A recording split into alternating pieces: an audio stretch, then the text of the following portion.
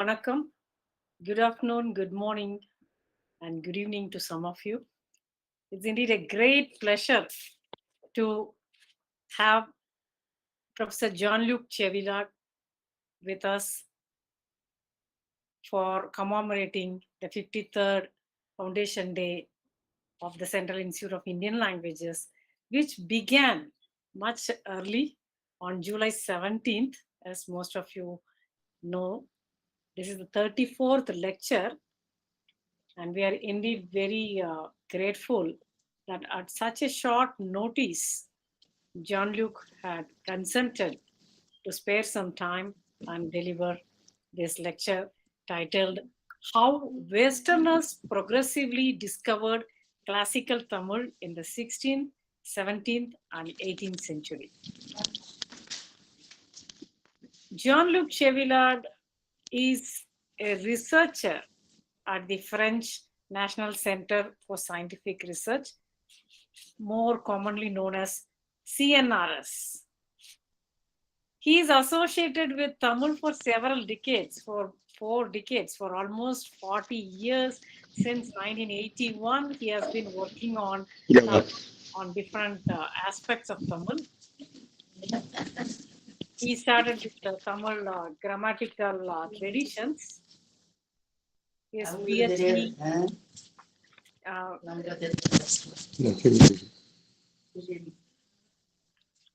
Sorry, there was some disturbance. I had to mute someone. Sorry about that. Dr. Chevillard did his PhD on Senavarayam, which is one of the wonderful commentaries of Tolkappiyam. In his formative period, Jean-Luc studied with many eminent scholars. For example, Muthu Shanmugam Pillai, Francois Gross, T.V. Gopal Iyer, and many others. His most important focus has been on the grammatical and lexicographic texts created over many centuries by different generations of Tamil scholars for transmitting a body of knowledge to students and those interested in classical Tamil. Very keen on mastering the Tamil poetical idiom.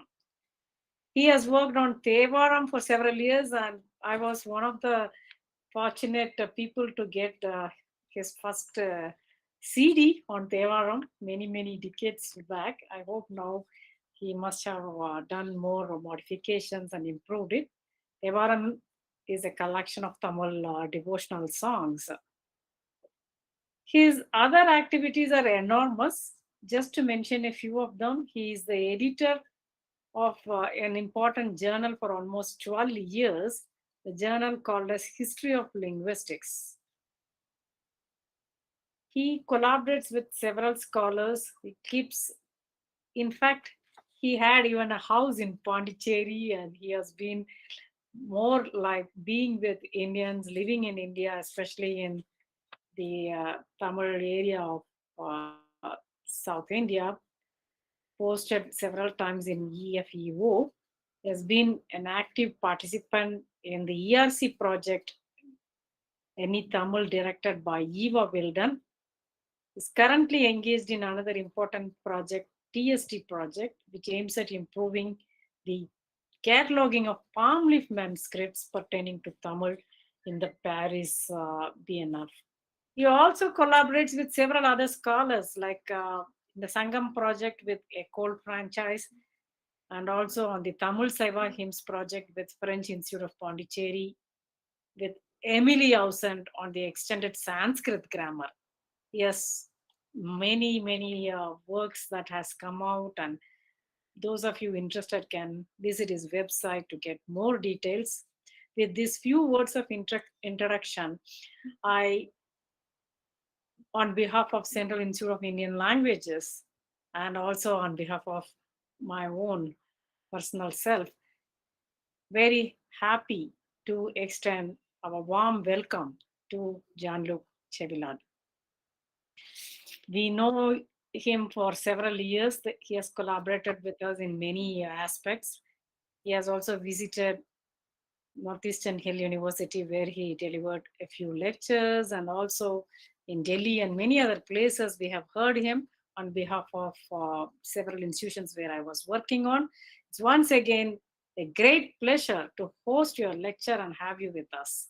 So now the floor is yours, John Luke.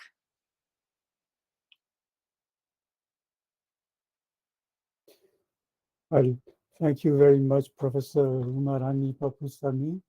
I will now try to share my screen, and so it should not be difficult, provided I click on the correct button.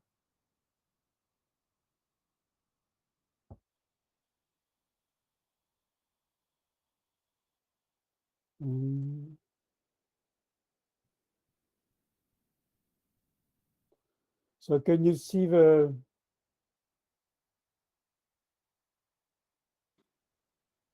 Yes, sir. Is it okay like this? Yes, sir. So, so normally you can see the first slide. Yes, we can see it. And I have to...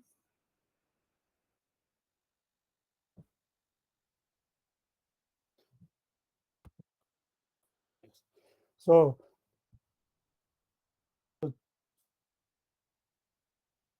just noting the time when I'm starting.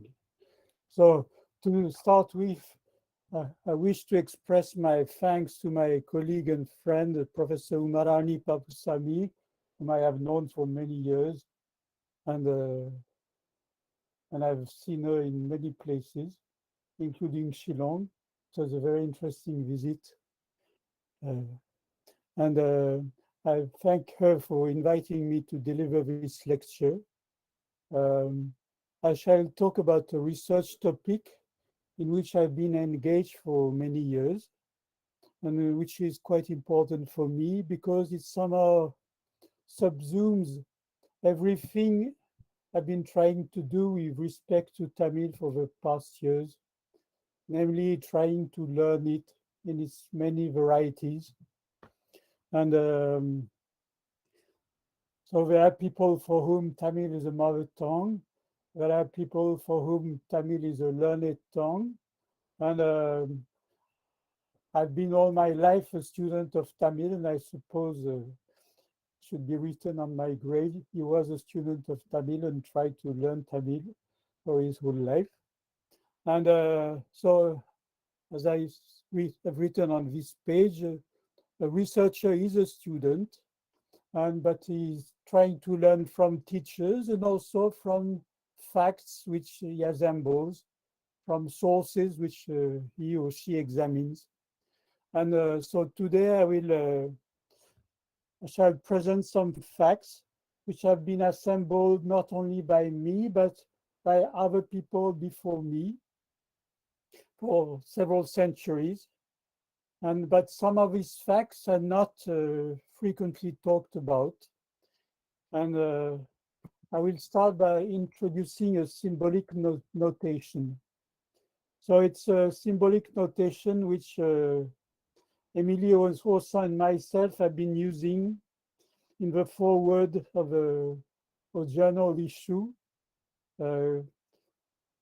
which was the proceeding of a conference. So it appeared in the Beiträge zur Geschichte der Sprachwissenschaft in 2020. So it's a small notation for how to talk about a grammar in a concise manner, because if we want to refer to many grammar, it's convenient to have a concise notation. So the symbol capital A backslash lowercase b is used for referring to a grammar. So the grammar of a language B, which is written using language A. So A is the meta language and B is the object language. And symmetrically, if we use B for talking about A and write a grammar of B using B, we will have a symmetrical symbol. And so, of course, in this talk, I will talk about specific grammars, and I will talk about the earliest grammars of Tamil. And the earliest grammars of Tamil written by foreigners were written in Portuguese. So some Portuguese Jesuits came to South India in the 16th century, and the most famous among them is Henrique Henriques. And Henrique Henriques has written the first grammar of Tamil in another language. And probably he did not know at the beginning, maybe later he discovered, but he does not talk about this, that there were many grammars of Tamil written in Tamil. And so he did not know that the symbol T \T was also available. And but he was writing for people who knew Portuguese. And so he wrote about Tamil in Portuguese. And later, in the 17th and in the 18th century, other scholars started to use Latin for writing about Tamil. And among those scholars, the most famous are probably Ziegenbalg and Besky. And they both wrote grammars of Tamil in Latin. And Ziegenbalg wrote his grammar in 1716, and Besky wrote his grammar in 1728. And since their mother tongue were different, one wrote Grammatica Damulica with a D, and the other one wrote Grammatica Tamulica with a T. That's Ziegenbalg and Besky. And now here is we're going back to the 16th century, and this is the fragment extracted from a manuscript which is preserved in Lisbon, and which is a manuscript of Henrique Henriques grammar. Well, it has been identified Henrique Henriques grammar, thanks to some inquiry. So as you can see, it's not so easy to read such a text. And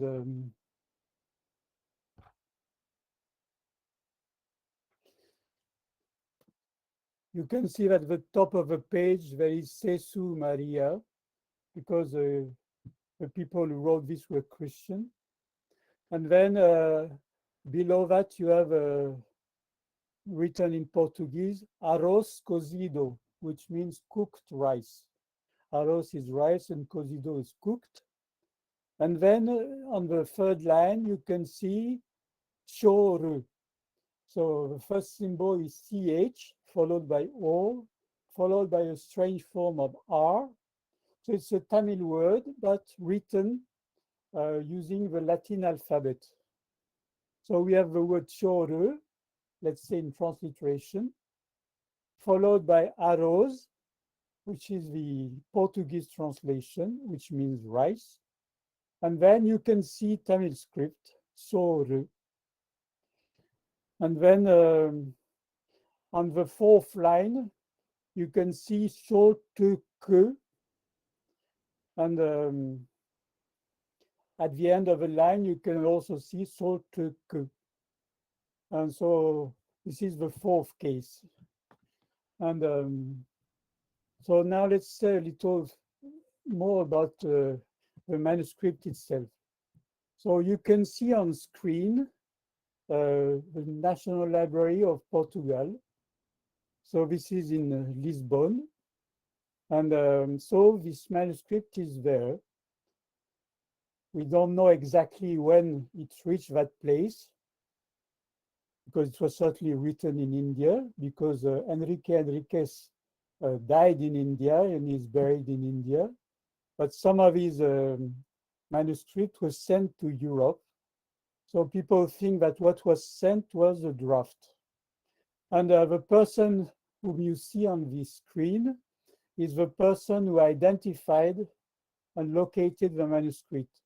So this is Tani Nayagam, a very famous Tamil scholar who has done many interesting things, and we will mention him again later in this presentation. And now you could see it was not very easy to read this. So in 1982, a German scholar called Hans Vermeer went to Lisbon, obtained a copy, and made a critical edition of the grammar. And he published the book in 1982. And as you can see, it's easier to read this grammar. And so he has his own transliteration system, which may not be the same as some other scholars, as we shall see.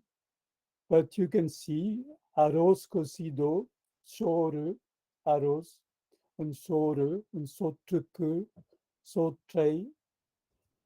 And then he explains that the accusative, the second case, is sotrei, and can also be sore, because sometimes one puts the A and sometimes one does not do that. And now we move in the world of scholars who are interested in those difficult to read texts. So you can see here on the screen Vermeer, the scholar who made the critical edition. And you can see the title page of the edition. So the first European Tamil grammar, a critical edition, and then the publisher, Julius Gross Verlag. So I've been having this book for a very long time, and I first heard about it thanks to Camille Selebil, who had written a book about Tamil research. Well, he has written many books, but in one of his books, he mentioned that Vermeer had just published the first grammar of Tamil by a foreigner. So I bought a copy and I tried to read it, but it was not easy. And now we move to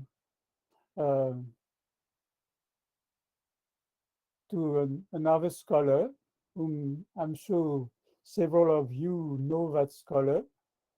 So the scholar is Professor Ian Namaley, who has been in many places, including Mysore, and also Chicago University, and also Yale University. And you can see here an assessment of Vermeer's book. And I will, shortly afterward, explain in which context Professor Ian Namaley made that assessment of Vermeer's book.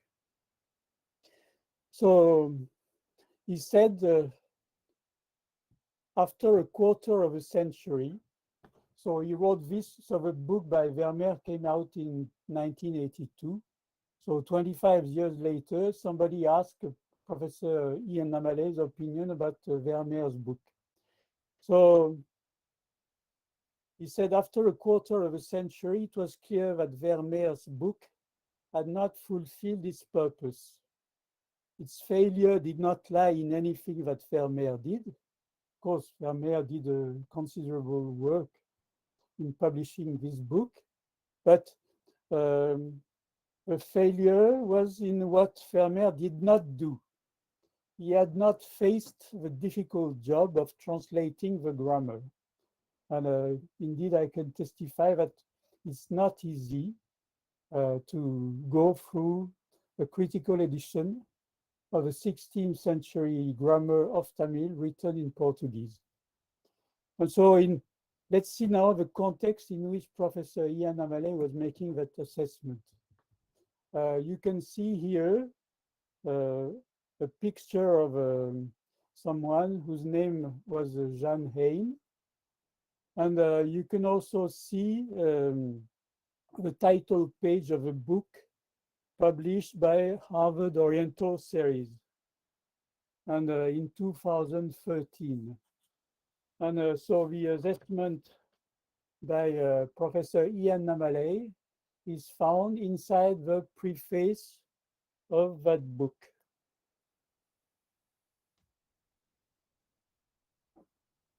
So why did he make that assessment?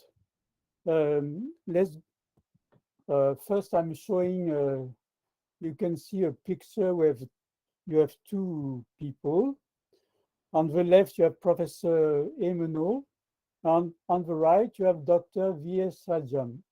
So you can see on this title page that the translation of Enrique Enriquez grammar was prepared by Jean Hein and V.S. Rajam, but it came only in 2013.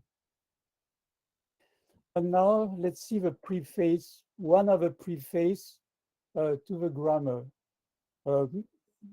I'm first showing you two facing pages, which would be difficult to read like this, but in the following screen I will enlarge.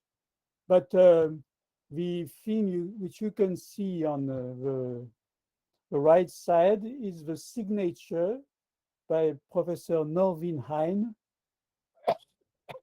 who was the husband of Jean Hein. So he wrote a preface to that grammar. And he explained in his preface that his wife and V.S. Rajam had been in the early 80s working also on Enrique Enriquez grammar. But at some point, they stopped their work when Vermeer's critical edition appeared. And because they thought it was not possible for two books to appear on the same subject. And so for 27 years, they stopped working on this. But then in 2009, Jean Hein became sick, and his husband, the husband of Jean Hein, realized that it would be a pity the translation went lost. So he asked the opinion of Professor Ian Namaley, who said, of course, this translation should be published. It is very good to have the edition by Hans Vermeer, but the edition by Hans Vermeer can be used by a very limited number of people. And so that's where you find the statement. After a quarter of a century, you can see my cursor. After a quarter of a century, it was clear that Vermeer's book had not fulfilled its purpose. It means there was place for another book, the book which you can see here, Harvard Oriental Series 76. And so Professor Namaley said the original grammar was not a book which anyone could browse. It's a very hard work to read such a book. The only person who could possibly use the grammar were those remarkable persons, hardly existent in East or West, who could read both Old Tamil and Old Portuguese. And an interest in Henrique's grammar had been stirred. And so now, let's briefly pause to reflect on what we are in the process of doing. We are talking about texts which are not readable because the text is in Old Portuguese and it's about 16th century Tamil.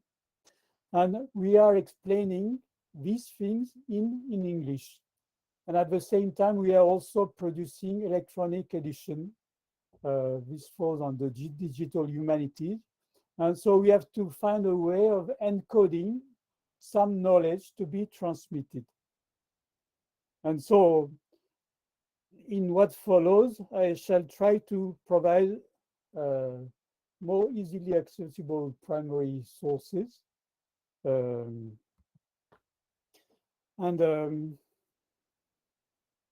But we also have to ask a central question. One of the central question is, which kind of Tamil is the target of the various historical sources which are still available to us in the 21st century? And some other sources were prepared in the 16th century, such as the one we've seen. Others have been prepared in the 17th century. We shall see some of them. Some are manuscript, some are printed books. And other sources are from the 18th century, and we shall also allude to them. And now I want to introduce the notion of register. And that will be my entry point for talking about first diglossia, and then for talking about triglossia, because the title of my presentation is, when did Western scholars discover classical Tamil? Nowadays, maybe it's a notion which is taken for granted. Maybe people think they know, obviously, what classical Tamil is, but it took a long time for foreigners to understand that there was such a thing as classical Tamil, and this is one of the things which I will illustrate. But before going to classical Tamil and to what I call triglossia, I first want to talk about diglossia. So you can see on screen an extract from Vermeer's critical edition of Enrique Enriquez grammar. He's talking about the verb kolludal, but he does not use the Tamil script, so it's not so easy to know that he's talking about kolludal. You can see here kollu or kol, and he's talking about the imperative of that verb, and he's also talking about the present. And while talking about the present, he makes a remark, which is a very important remark. He says, nos verbos desta conjugação, os que muito sabem, os pronunciam muitas vezes com gui antes do rã. So, collugiram. And now let me enlarge this. Here you see from the manuscript. So you can see that there is one word which did not appear in the edition, because we can read. So, nos verbos desta conjugação, os que muito, so muito is an abbreviation, sabem, and here probably falar. Os pronunciam muitas vezes com gui antes do rã. So, collugiram. So, it means that he's considering two forms. A form which without gi, called rã, I'm killing, and a form which would be more formal Tamil, collugiram. And here you can see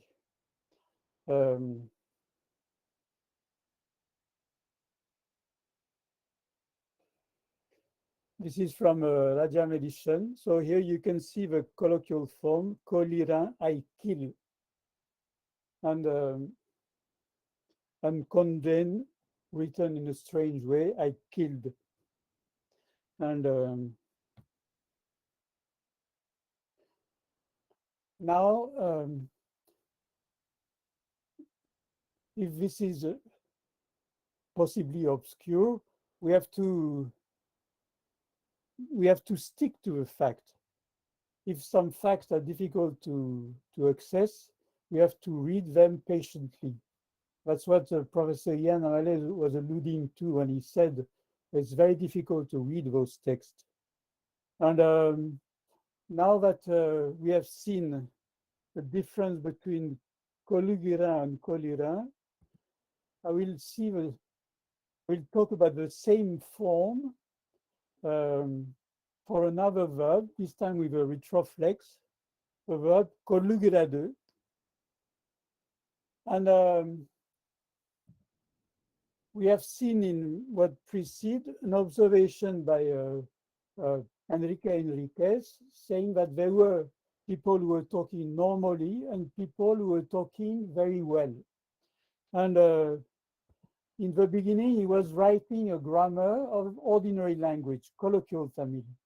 But at some point, he started himself to use formal Tamil, and he printed a very important book, which is called Flos Sanctorum. So that book came out in 1586, and there is a copy in the Vatican Library. This was printed in South India. So in the 16th century, you can see one could print Tamil in South India. And you can see on line 6 of this screen, Kollugiradu Orindu. So Kollugiradu, which is a form which Enrique Enriquez is using in Flos Sanctorum. So Enrique Enriquez writes like the people who talk well, so the learned people. He has started to use the formal Tamil form. But in his grammar, he talks about the colloquial form. So even though it's not very obvious from this extract of manuscript, he's talking about Kolirin with a retroflex. So this is Kolludel. So Kolirin compro. Kolirai compras. Compra means to buy. So to get, to buy. It's Kolludel with a retroflex, not Kolludel with a dental. So it's not to kill, it's to receive, to take. And so in his grammar, he was teaching spoken Tamil, colloquial Tamil, but in his printed book, he's using formal Tamil. And here, as a confirmation, I'm showing you the edition by Diachronic and Jan Hein. And you can see, so they are translated compras and by vowel biased, cube. And I see that time is going very fast. I've spoken for already half an hour, so I should accelerate. And now we move upward in time. So we are living the 16th century. In the 16th century, we could see Enrique Enriquez becoming acquainted with the two sides of diglossia. And in the 17th century, we have a very important book, which is the first Tamil Portuguese dictionary, which was compiled by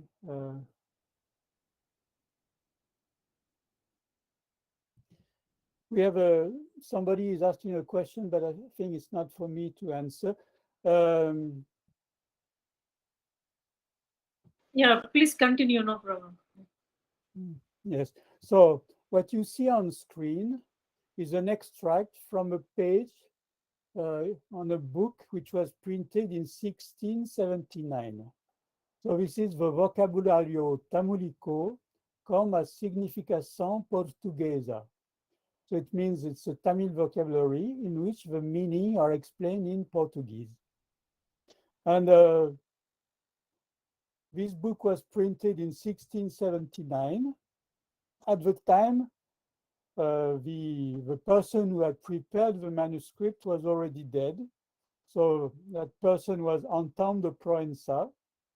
He died very young at the age of 41. He was born in 1625 in Portugal. He came to India and he died in 1666. And he was very knowledgeable. and he compiled a dictionary on the basis of already existing dictionary and on the basis of already available text. For instance, there was a scholar whose name was Ignacio Bruno, and there was another scholar whose name was Roberto de Nobili, and there were still many other scholars, and Anton de Provençal used their work, and he compiled a huge dictionary containing 16,000 entries and covering 500 pages, but in the printed version. And the printed version itself is a selection. So the manuscript, there is a more complete manuscript in Goa, as we shall see. And so I don't know whether you can read what is written here. Colugera receber, which means to receive, item comprar, or to buy. And then there are some explanation junto con o gerundio de cualquier verbo que tem significação imanente. So, in fact, Anton de Provençal is explaining how to use vector verb in Tamil. And so I've written a long article so my article appeared last year in a volume edited by Ghanshyam Sharma and John G. Loeb. You can see the cover of that book, and you can see some pointers. And here is the abstract of my article, and I will draw one or two fragments from that article in order to explain what people knew about, for instance, Colugera II in the 17th century. I'm talking about what foreigners who were studying Tamil, so what foreign students of Tamil knew at the time. And so in this dictionary, there are 298 entries which can be described as vector verb construction. And that's something I've been examining in this article. And so here is the same entry we've shown, Colugera II. And you can see here transcription of this entry. This is from a digital edition which is under preparation. I've been working on this for a number of years now, maybe 5 or 6 years. And someday I hope to publish an electronic edition of Provençal's dictionary. And so this is extracted from my transcription. And now, following the advice of Professor Ian Navaley, let me try to say in English what is in this entry on Colugera II. So Provençal explains that Colugera II can be a standalone verb. It means to receive or to buy, but it can also be combined with a gerund of any verb, so a main verb, like for instance, vangudal, can be combined with Colugera II, and we would have a construction, vangi Colugera II. So it can be combined with soludal, and we would have a construction which would be solli Colugera II. And this is how, in the 17th century, they were explaining this kind of construction with an auxiliary. And an auxiliary, which other people have called a vector. And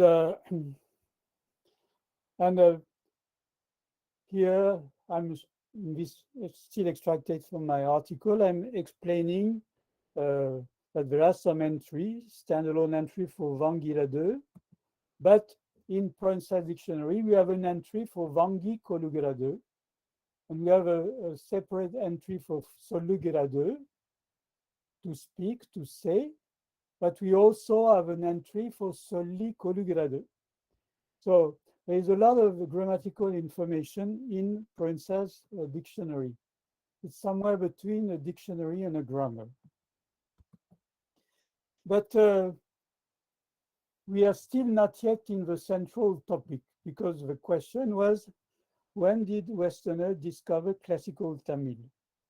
And of course, we could also ask a more sophisticated question. What does it mean to discover classical Tamil? And as I try to explain in this screen, somebody who knows colloquial Tamil and formal Tamil masters diglossia. But somebody who on top of that knows a very special variety of Tamil starts to master triglossia. And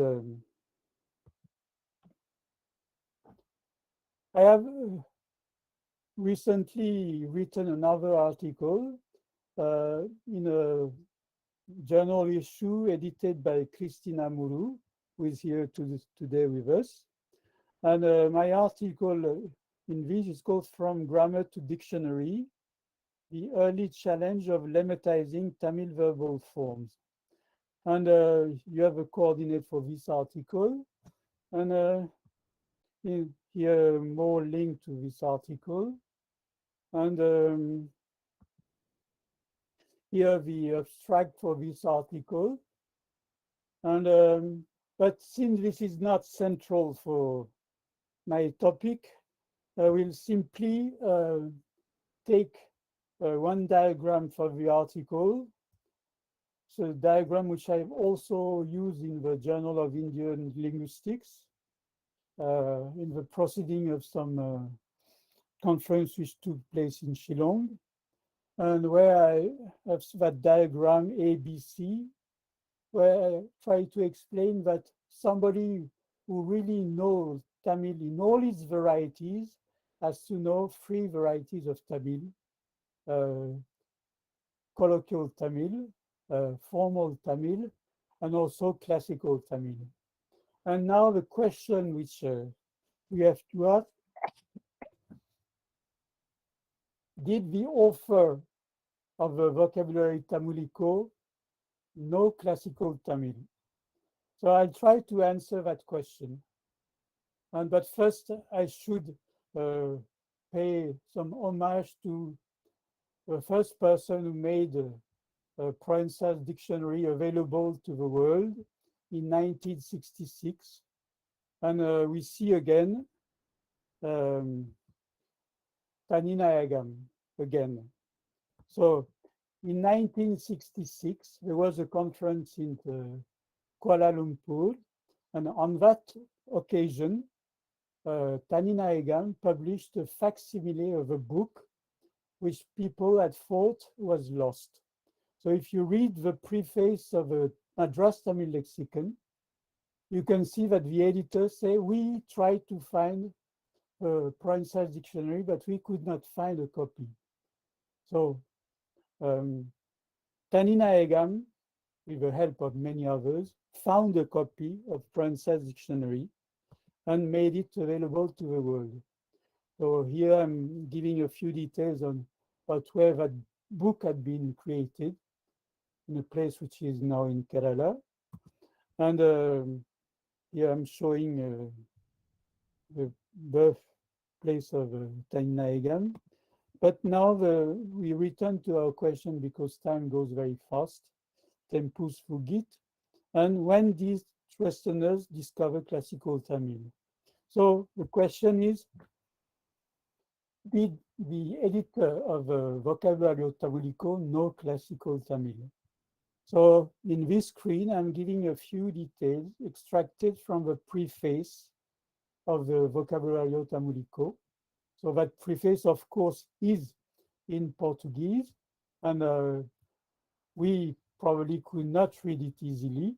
Very few people could read it easily, as Professor Yanale has observed. But luckily, Taninayagam, with the help of other scholars, published an English translation of that preface.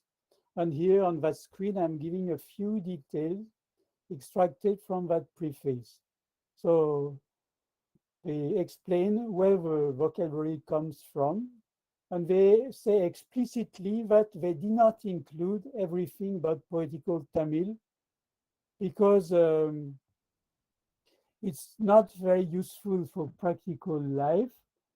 it's useful mostly for poets who want to compose poetry.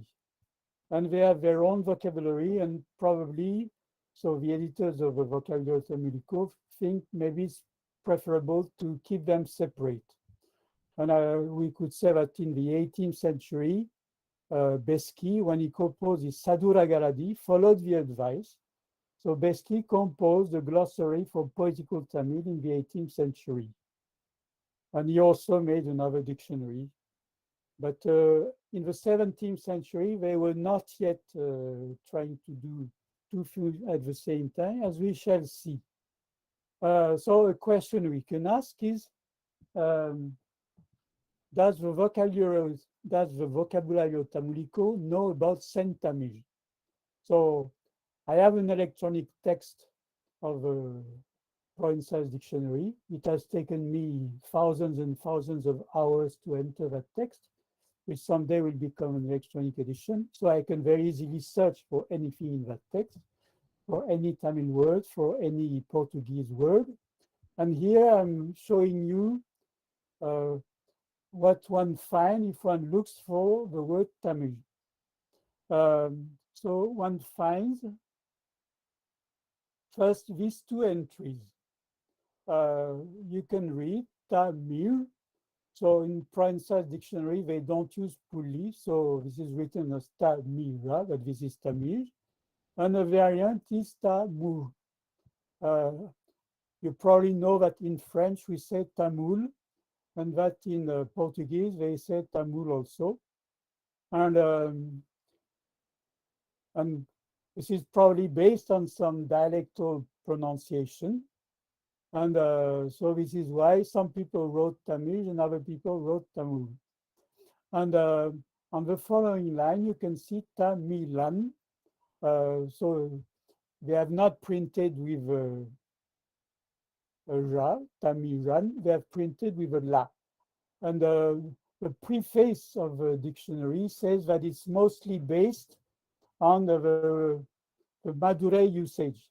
And of course, everybody knows that in Madurai, Kilavi and Kilavi are pronounced the same way. And so it's not surprising that they would have printed Tamilan, even though, of course, a teacher would say it's a mistake, one should write Tamilan. Now, if one continues to search for Tamil, one finds another entry. I'm showing you the page itself, so that you should satisfy yourself that what I wrote was faithful to the original. And but now I'm moving to another entry. So you can see I have written misprinting. So there was an entry which should have been Vadi Tamil, but which was misprinted in 1679 as Vada Tamil. So the Vadi has been printed as Vada. But if one sees the preceding entries and the following entries, so one sees that it's a printing mistake. You can see the following entries is Vadi Giradu and then Vadi Gugay. And this is the preceding entry where you have the word Vadai and the word Vadi Tair. So it's a certain way of preparing curd, thick curd. So you can see a Tamilized word, a Tamil word written in Portuguese letter, Tairu, exprimido. And so that is Vadi Tair. And this is the entry just before what should be printed as Vadi Tamil. So Vadi Tamil is explained as Tamul escolido, con palabras altas and elegantes. So it's an elegant form of Tamil using high vocabulary or scholarly vocabulary.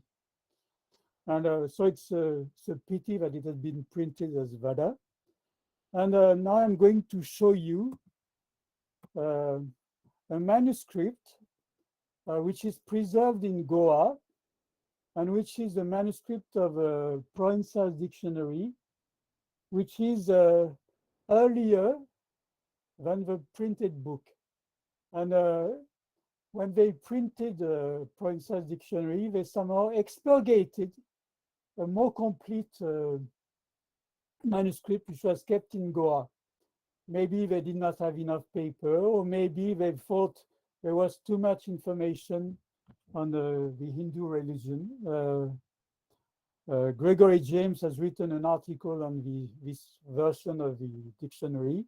He has tried to speculate why the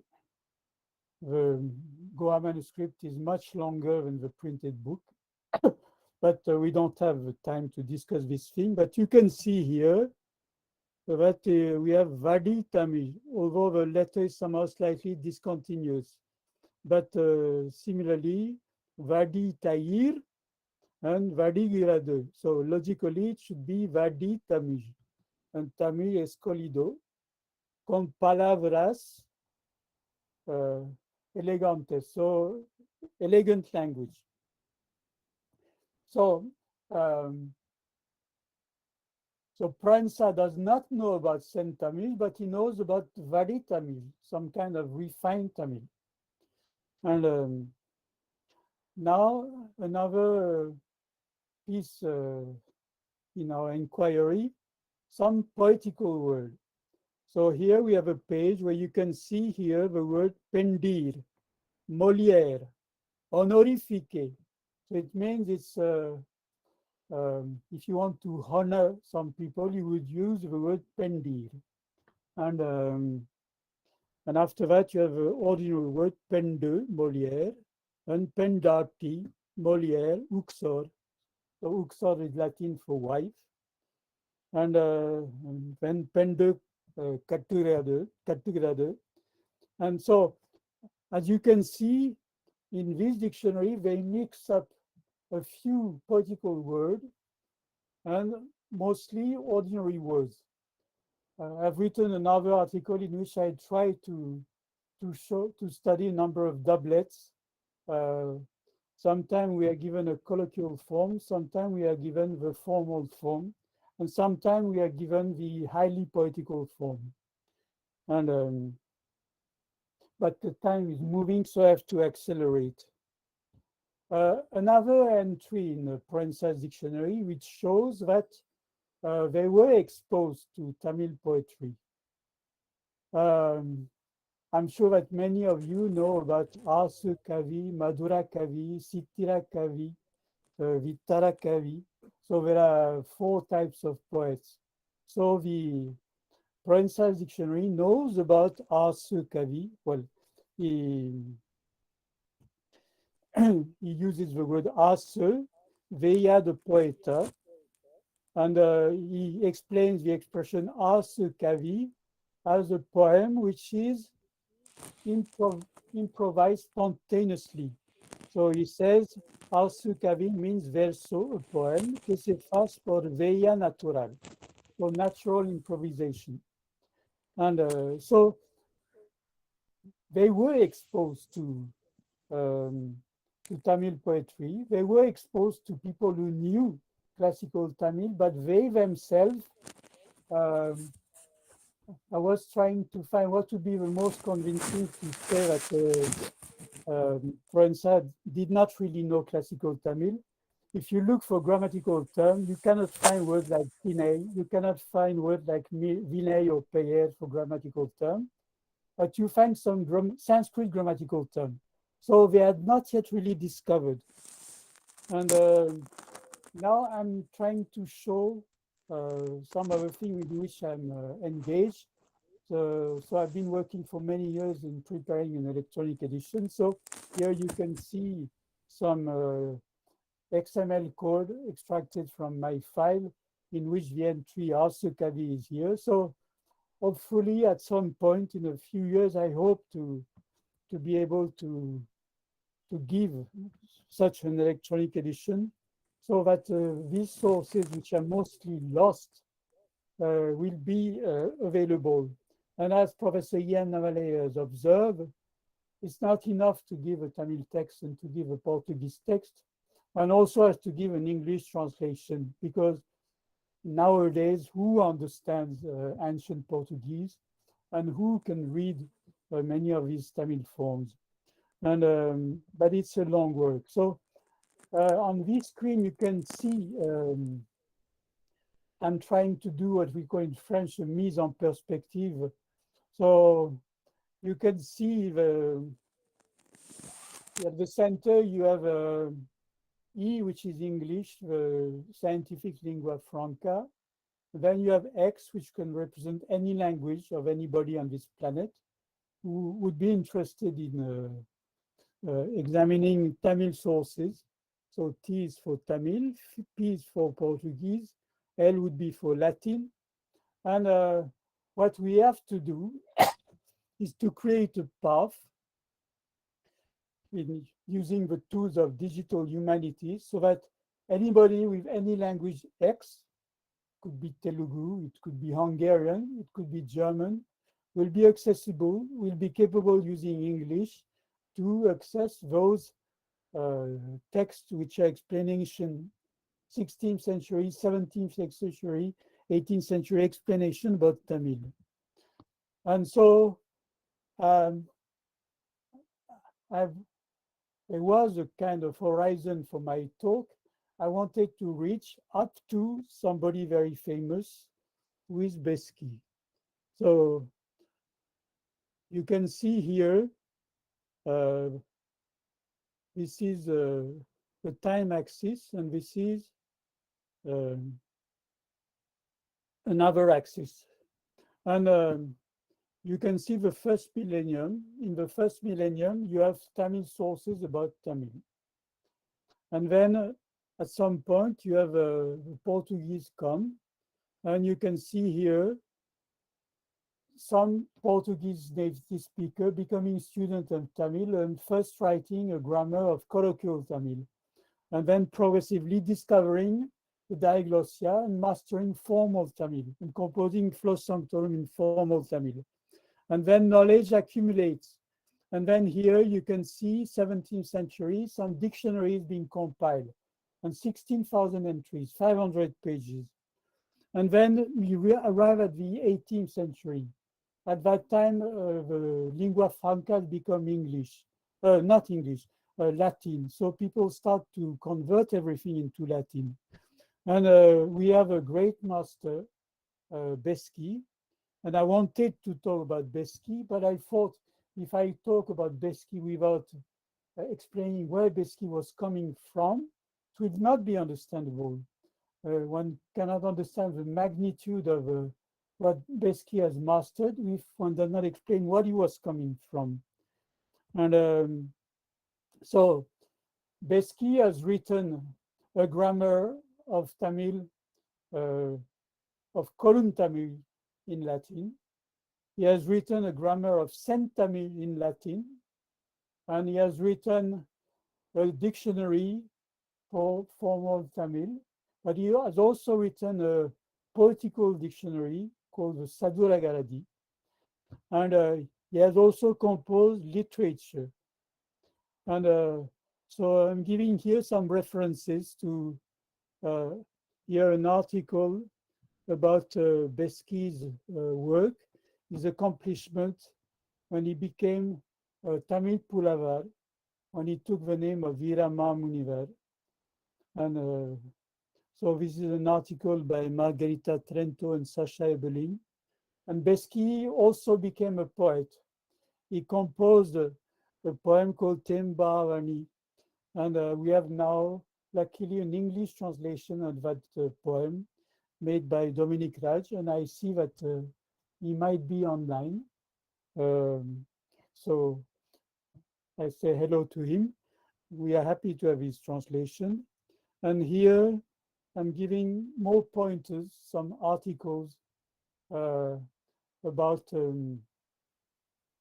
all the works which I've been evoking. So I wanted to evoke how difficult it was for those Westerners who were students of Tamil to try to master all that literature. And here are more articles. Some article by Christina Muru, some article by Gregory James, some article by some facsimile by Tani Nayagam, and here more edition, more books, very useful books. Unfortunately, I think I've spoken now for 1 hour, and as I said, we try to be students, to learn things in that field, which is very difficult, but very rewarding and very beautiful. And we try to transmit this, and we try to be the student of traditional Tamil scholars. And we happy to tell the natural hers of Tamil literature that we are happy to be student in their company of these beautiful things. So, Nandri Vanakkam. Yeah, Nandri, Professor Jean-Luc. It was indeed wonderful listening to you. It was very, very fruitful for for us to hear about how you people, the Westerners, discovered classical Tamil, especially from 16th century onwards, right from Henrique's grammar, Vermeer's, Annamalai's commands, and many other scholars and their contributions. And you very beautifully explained a very important phenomenon of working or understanding Tamil by the Westerners. I'm sure there are a lot of questions and people are waiting to interact with you. Now the talk is open for discussion.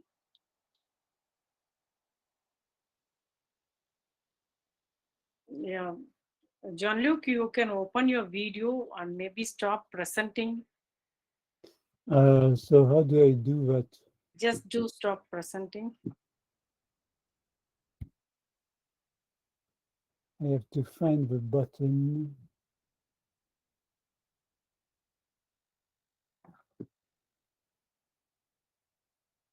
Oh. Now I've stopped presenting. Can we see you? And any questions, feedback, or comments from the audience? It's not an easy task of summarizing the Tamil grammatical traditions of various centuries in 1 hour.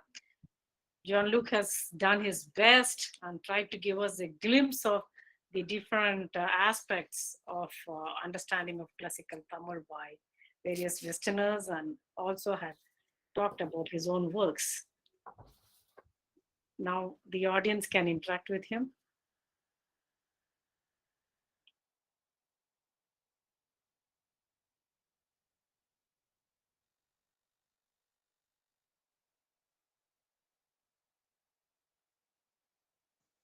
People are still thinking about it. So let me start the discussion, and maybe others, if they have anything, they will join. See, the most important thing is you touched upon the central notion of what is the main interest for the Westerners. Why do you think the Portuguese were interested in Tamil at all in the beginning? Well, the obvious reason is they came as missionaries, and when they were trying to translate prayers in Tamil. So, for instance, they were trying to translate Pater Noster, our Father who art in Himul, who are in heavens, and because they thought if they want to explain about their religion, they they have to use people's language. At all times, if you see the Jains when they came to South India, they also learned Tamil, and then they compose Jain works. And when some Brahmins came to South India, they also learned Tamil, and they became speakers of Tamil. So all the time, or when Buddhists came to South India, they also learned Tamil and they composed the Mani Megalai. So I would say that religion is a very important incentive for people to learn languages, because they want to share something which is important for them. Of course, nowadays, we see that sometimes the contrary happens. I've written an article in which about translation, and I was explaining that in the beginning, some Westerners had come to India and they learned Tamil because they wanted to convert some people to Christianity. But what happened is that they somehow themselves were converted to Tamil. And so while trying to convert others, they themselves became converted to something else. Beski somehow became partly a Tamilian. He adopted a Tamil name. He wrote 4 grammars of Tamil, 3 in Latin, but 1 in Tamil. He wrote the Tonul Vilakam. So somehow he himself became partly a Tamilian. So people think to do something and then something else happens.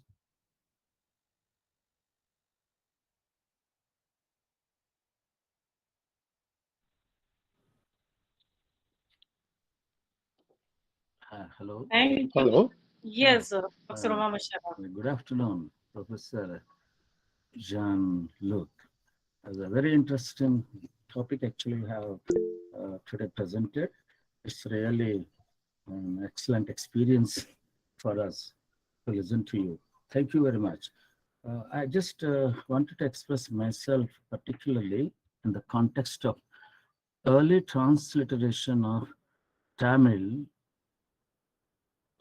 actually expressing in Roman transcription the distinction between the allophonics of the stop consonant. You know, they're maintaining the distinction like allophones of voiced consonants in the middle are preceded by nasals, or actually when they are doubled and word initial position, they are voiceless consonants. How this kind of thing was actually cracked by the early European linguists of Tamil. Can you just throw some light on that one? What exactly the progress they have made discovering this kind of distinction? Yes, so they in the beginning of Enrique's grammar, Yeah. and in the beginning of Provençal's dictionary, we get some explanation on the phonetics. So, for instance, we get some statement about how many types of L exist. So, how many types of T exist? How many types of R exist? And then they try to, so they say that there are 2 types of R or 2 types of T, and then they try to propose some notation. And so nowadays when we want to note a retroflex T, like in carte, we would put a dot below the T. But they had a different technique. What they would doing the contrary of what is done nowadays. If they write TH, it's a retroflex. Mm-hmm. So interestingly, nowadays, if you write TH, it's a dental. But in Enrique's grammar, when he wants to write retroflex T, he writes TH. And when he wants to write a non-duplicated, so let's say V2, he will write RH. So, but the difficulty is that he gives this explanation. He explains the convention, but he does not always follow them. Mhm. And so probably because the manuscript we have, the single manuscript we have in Lisbon was a draft. So people think that Enrique Enriquez was writing his grammar. Right. And at some point, when he had a draft, he sent a copy to Lisbon to show to his superior what he was doing. And then he continued to improve. And the guess is that at some point, they decided it was impossible to use diacritics. So they started finally, it was much easier to use the Tamil script because the Tamil script was not ambiguous. Everybody knew how to read it, but it was slightly ambiguous if you don't put fully. But constantly thinking of putting an H after the T or an H after the R is almost impossible. So all the time there are mistakes. And so both Vermeer and V.S. Rajam and Jan Hein have noted those mistakes. And for the L, it's even more complicated because he uses the lowercase l and the capital L. And but he does not do it systematically. So at some point, he explains there are 3 L, and then he introduces a notation, and then he follows it for 2 or 3 examples. And then after that, frequently does not follow. And so we have to guess based on the translation he gives. So if it is matar, it will be colludal to kill. And if it is comprar, it will be colludal to get. And so luckily, Proença did not do that. Although, so Proença used the Tamil script, but from time to time, in some entries, we find some remnant from the earlier system. And another thing is that Proença is it's written in Tamil script, but it's in the Portuguese alphabetical order. So we start with A, and then we have Pa when it's pronounced Ba. And then we have Ch, which is Cha when it's pronounced Ch, etc. So it's a very complicated thing. Yeah. I'm not sure I'm answering your question, but I've tried. Thank you. Thank you very much. That's meaningful. Yes. Okay. Yeah, thank you. So, Professor Rangan? Thank you very much. It's a nice presentation. You have given a brief history of the entire the grammatical developments in Western. It's very nice and congratulations. Just I want to have only one thing. You are familiar with the traditional grammars of Tamil also, with the European also, especially you have worked on Sanavarium. So in what respects the crucial features are differentiating between these grammars you have discussed now and Tolkappiyam or Nannul? Especially you can just tell about the verse alone, not the entire thing. In treatment of verse, how the Western tradition is different from these two types of grammars, especially Tolkappiyam and Nannul. Just briefly, you can tell me. Well, so thank you very much for your kind remarks.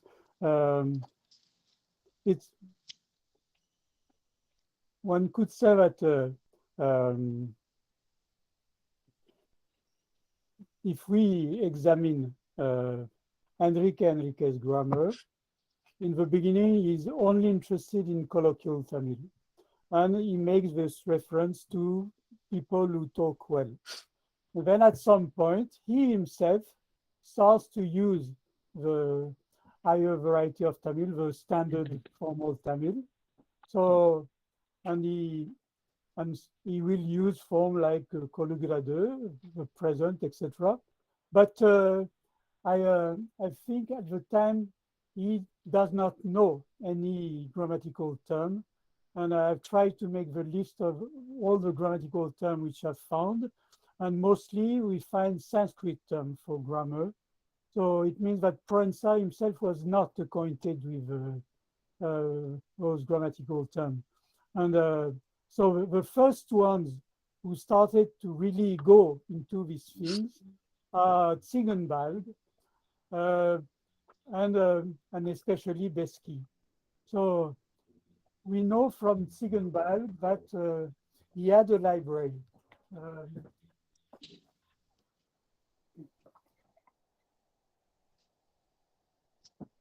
I should have included in my bibliography a book which is called Bibliotheca Malabarica. It was published by the French Institute of Pondicherry, and the editors are Will Sweetman and R. Ilakluven. And they examine the catalog of Ziegenbalg Library. Unfortunately, Ziegenbalg's library has been destroyed because he died at a young age, and people who were with him did not realize how important it was to preserve the book which he had collected with a lot of difficulty. But what has been preserved is the relics of his book. And so Ziegenbalg knew a number of grammatical texts. So he had a copy of Tolkapiam, he had a copy of Nannul, he had a copy of Divakaram, he had a copy of Sudamanini, he had a copy of many interesting books. But whether he really mastered them is not so obvious, because he makes some remarks about Tolkapianar. He says that Tolkapianar was like Aristotle. He has created complicated things for people which ordinary people do not understand. But at the same time, he was very respectful of everything around him. And through his bibliotheca, we know that he observed young Tamil students memorizing the Sudha Maniniganda, memorizing the Divakaram from the age of 7 years, from the age of 7 onwards. So he was surrounded by knowledgeable people, but he was probably too old to do the same as them. So the one who really enters into the grammatical system is Besky. So it is clear that Besky had read the Nannul, Besky had understood the Nannul, that Besky had read the Yaparangala Karigay, that Besky had read a number of treatises, that Besky had access to Urichol Nigande, to Ivakaram, to Pingalam, to Kayadaram, to Sulamanini, and that in his preface to the Sadura Garadi, Besky explains that he had these 5 Tamil koshas and that he's trying to imitate them. And one could say that one of the main things which Besky brings is the alphabetical order, because of course the Divakaram is organized in a thematic manner, and but the Nigandas, the Nigandas are organized in a thematic manner, and there are very few sections in which you have some alphabetical ordering. But Besky created a tool for mastering the system, but one can say that it was a nice tool, but what Besky did not realize probably was that if you write a poetical dictionary in prose, students cannot memorize it. So, but nevertheless, Besky himself wrote poetry. So he mastered Viruttam, and he tried to have as many metrical patterns as Kamban. So in his grammar, he said, I've used as many metrical patterns as Kamban in his Ramayana. Or people may not agree, of course, with that, but he was proud of trying to follow the tradition of Tamil poet in his Tembavani.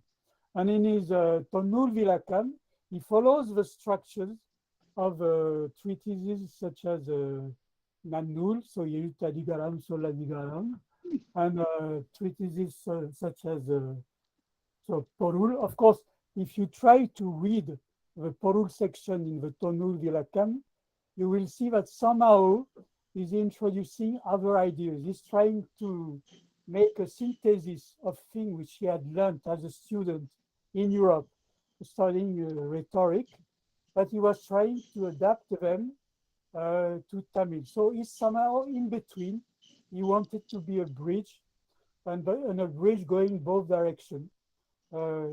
He thought there was some interesting thing which could be introduced, but the other way, he also introduced in his cultural world thing which he took from the Tamil tradition. And of course, if we read the Tolkapiam, if we read the Nannul, it's not the same language. Forms like Solugiren do not exist in Tolkapiam. So in the Tolkapiam, we don't have a present. We have the closest we have to the present are some periphrastic form like Nigaru, Ninja, Pala, Varei, Kilavi. So the form Nigaru, Ninja, which uses the Seiyu and Numvinecham, is a periphrastic present. But it is used, but it is not, we don't have a theory in the Tolkapiam. So in the Tolkapiam and in the Nannul, we have some elements about the morphology, but since the people who use those grammar were native Tamil speakers, they did not really see the need of giving the detail of all the conjugation, because for them it was rather obvious and spontaneous. But for those missionaries who had to learn the hard way, they thought we really have to write the detail of how to make those conjugation, how to make the present, how to make the future, how to make the past. And so if you open the grammar of Kodun Tamil by Beski, the section on the verbal morphology for the present, for the past, for the future is much longer than anything equivalent you can find in Nannul or its commentary, because for native Tamil speakers, this thing was somehow obvious. And but for foreigners, they were not obvious. And I hope I'm partly answering your question. It's a very difficult question. I'm trying. Thank you very much. So, Christina? Yes, good morning to everybody. Sorry, but my webcam is not working at the moment. First of all, I would like to thank Jean-Luc for this exhaustive presentation, and I would like to add that what he told us about Provenças and Enriquez, about the fact of distinguishing between different register of Tamil is also true for other authors, missionaries, basically, which who can be located between Enriquez and Provença. I'm thinking about Aguilar or Costa, who preceded Provença, for example, or Baldeus, who preceded Beski.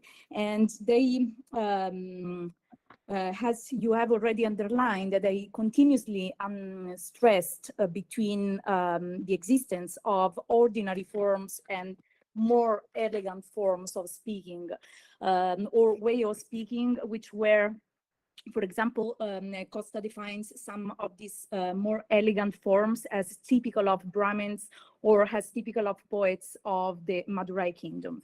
Despite this, it's also true that when we look into their translation of Christian religious books, we do not find this ordinary form, but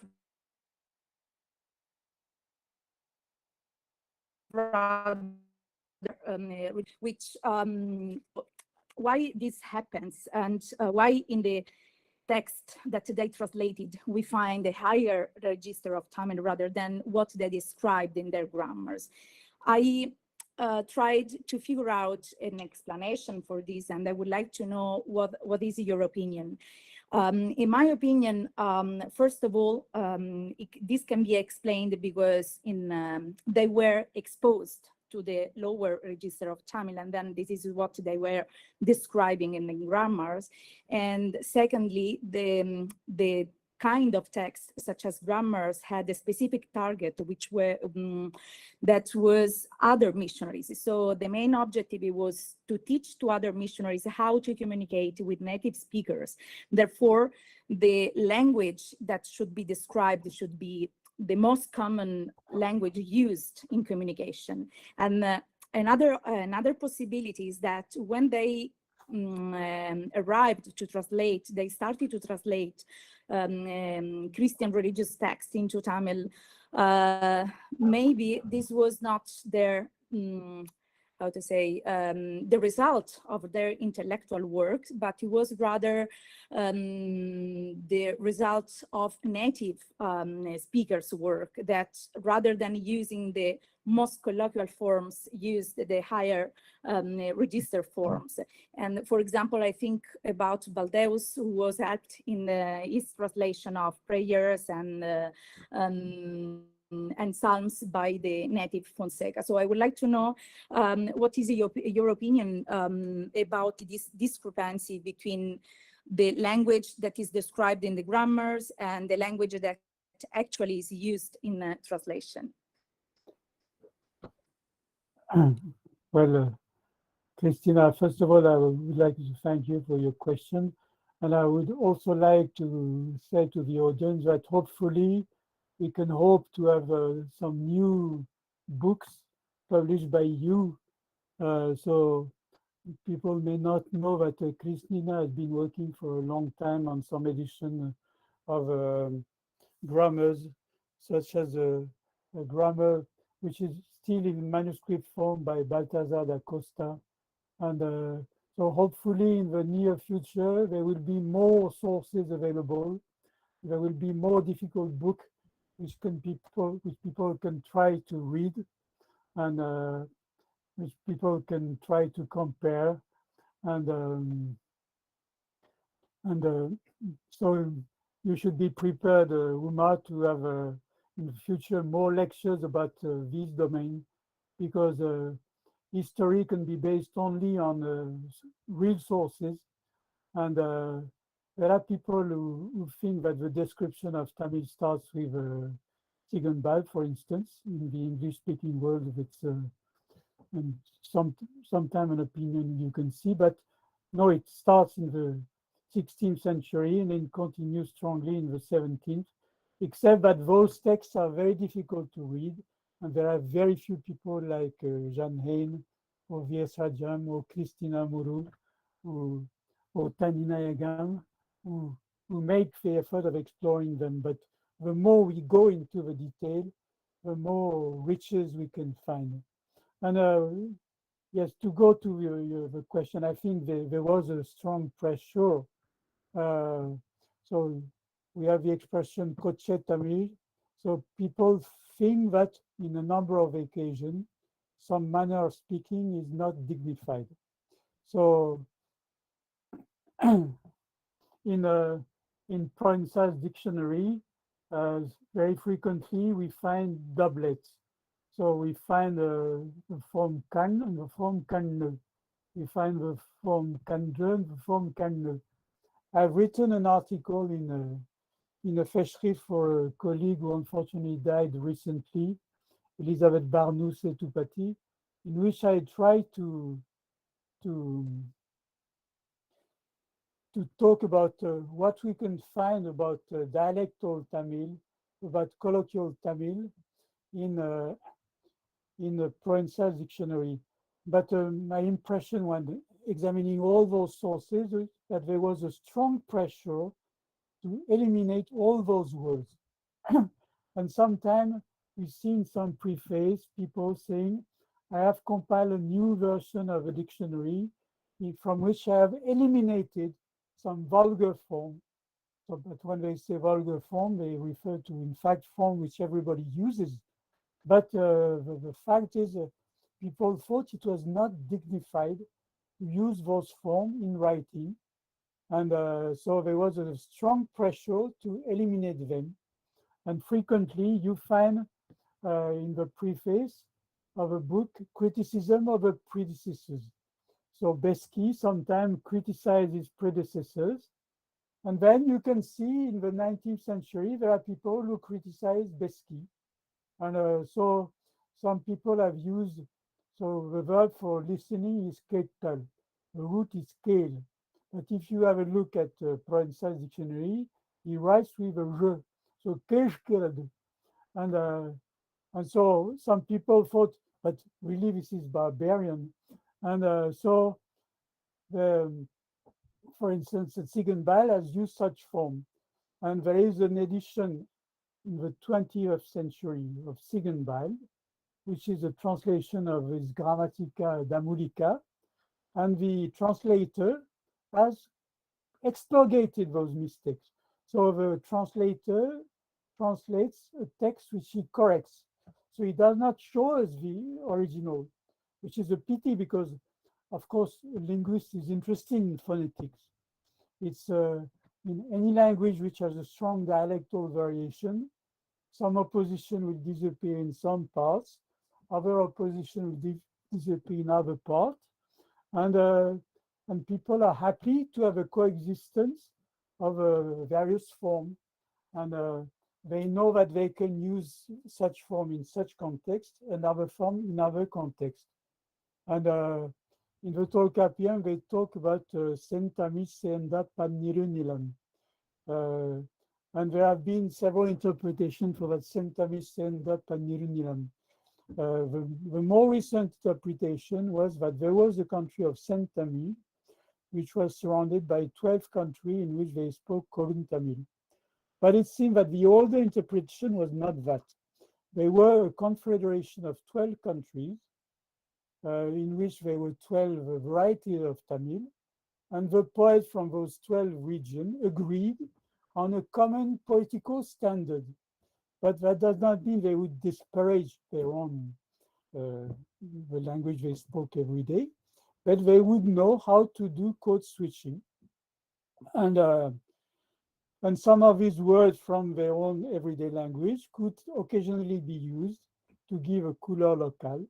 And these words would be called, for instance, tiseisol. But at some point, people started to say, no, we cannot use those regional words. And they had the same, so they started to banish anything which was not part from the standard and said, we want to see only Sentamil. But what happens when this happens?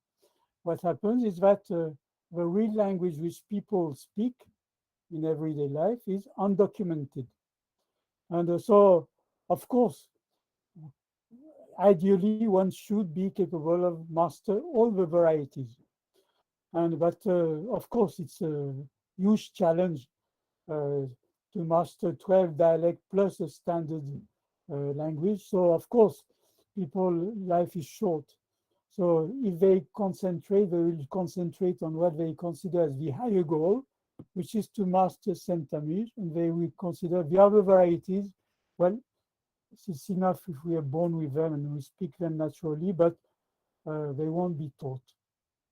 So I think that's what explains why there was that strong tendency to eliminate colloquial and to go towards the standard.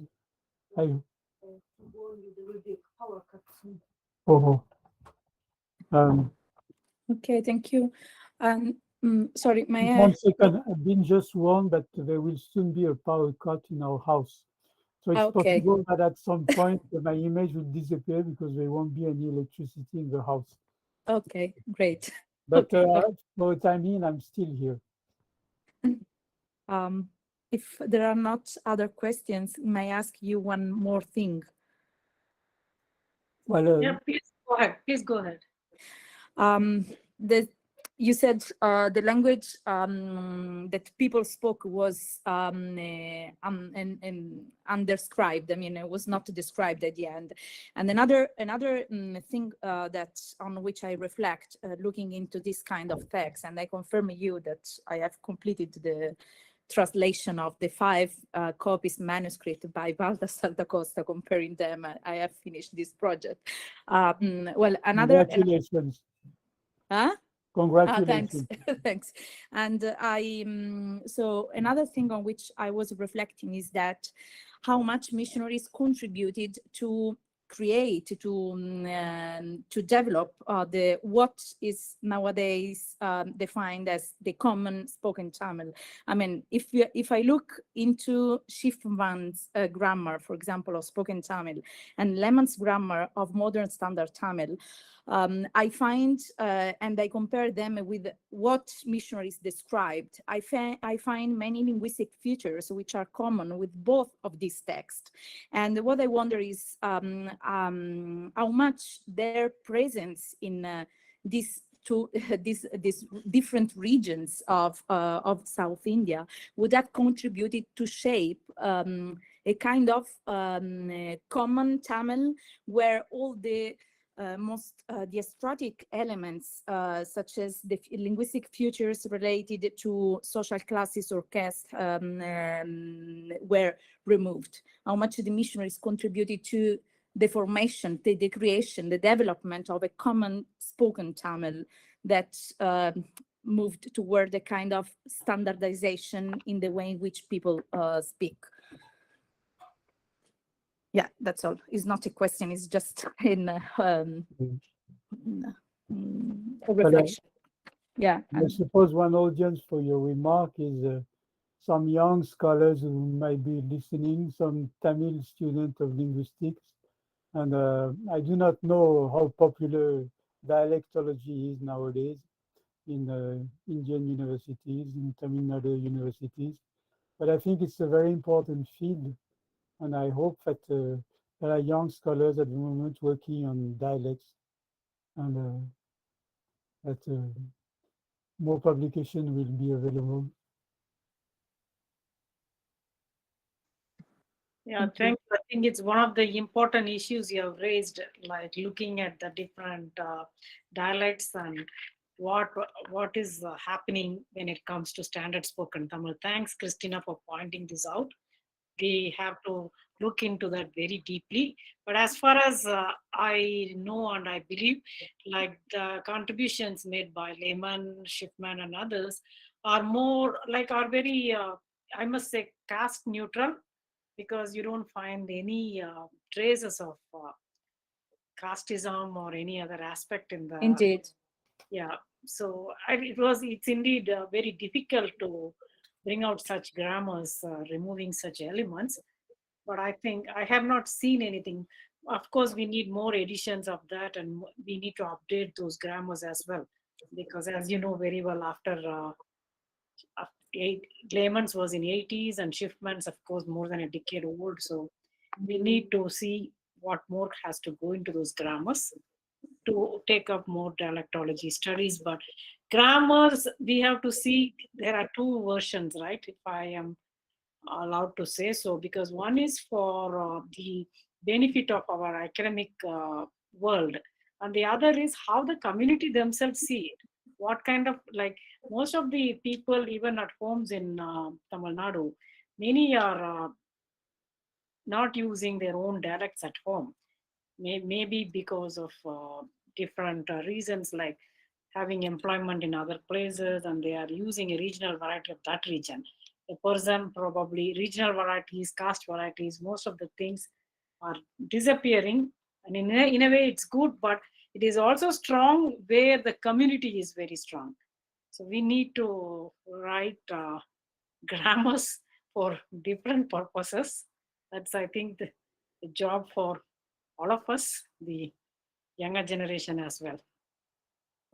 Thank you. So any other queries or comments?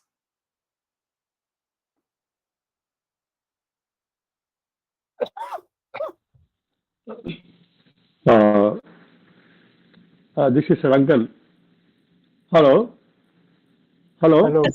Yes, please Are go on. you? Just what you said now. In modern Tamil literature, it is the opposite side. More creative writers are using more and more their dialects in their short stories and novels. And one thing is the spoken Tamil is slowly spreading to many formal occasions. For example, if you say that it is only the formal Tamil is used on the platform, now that is broken slowly. What they do is first 5 minutes the written Tamil. Then slowly they switch over to spoken Tamil. There is a swing between the spoken Tamil and written Tamil. The speaker is moving towards this and that side. So now there is a fluid situation there also. Similarly, the classroom also, the teachers also use this kind of things. And another thing is in the creative literature, if we see in short stories and novels, the description usually in the written Tamil, formal Tamil, but the characters they speak the spoken Tamil. But now that is also broken. Some of the writers, they even write the colloquial Tamil to describe the events and all these things. The text itself become the in spoken Tamil. So now there is slowly the spoken Tamil is spreading and occupy many places. So there is a fluid situation now, just like a bilingualism. Now the moving is from spoken to written, written to spoken. That is a kind of thing is taking place. This is just for your information. Thank you. Thank you. Thank you. Any other questions or feedback?